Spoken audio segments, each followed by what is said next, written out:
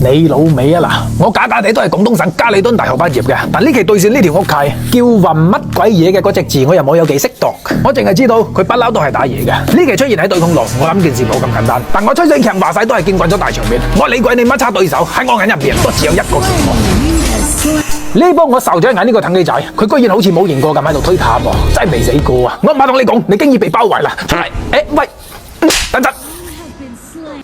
啱先嗰波若果唔係我谷住東尿，影響咗出刀嘅速度，佢未必就得低我。不過唔緊要，我可以揾佢隊友嚟出氣。你咪睇佢騰嚟騰去，啲身法好似好閪型咁，實質大身重都冇我粒痔瘡發作咁痛啊！真係風假噶。個打嘢嚟咗，定啲嚟，佢吹我唔脹嘅，夠鐘佢就入嚟。唔係，喂，頂你個肺啊嗱！少少攤技，居然俾佢搞咗我2次，真係講出嚟都笑死人。佢能仲未知我吹水強係有仇必報嘅，問你死未？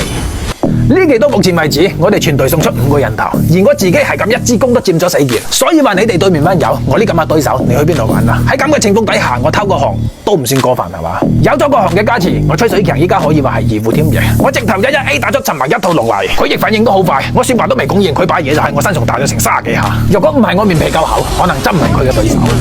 我依稀記得嘅係偉大嘅西班牙哲學家拉夫莫里達尼塔斯坦羅米迪夫基講過，當戰鬥處於順風嗰陣時，我哋應該一撐佢病，攞佢命。順住個勢搞大佢，呢個騰企喺呢邊清線，我哋直頭喺度殺出嚟起佢尾住，佢閃咗佢唔緊要，我冇谷住東尿嘅情況下，佢絕對係震甩嘅。依家遊戲已經到咗關鍵嘅時刻，班隊友喺仲未起勢咁退，我哋趁佢中路空虛，睇下可唔可以偷佢雞。仆街俾佢發現咗，仲2個人喺度添。雖然我依家有啲驚，但你哋係咁總埋嚟，嗰唯有狗急跳牆，你哋死過。呢條屋計叫暈乜鬼嘢嘅，我喺上路追到佢嚟下路，呢鑊你走唔甩落啩？仲唔束手就擒？個打嘢嚟咗，定啲嚟，識個吹水強嘅人都知，佢冇3個人喺度，絕對搞我唔掂嘅。喂，情況好似有啲唔對路。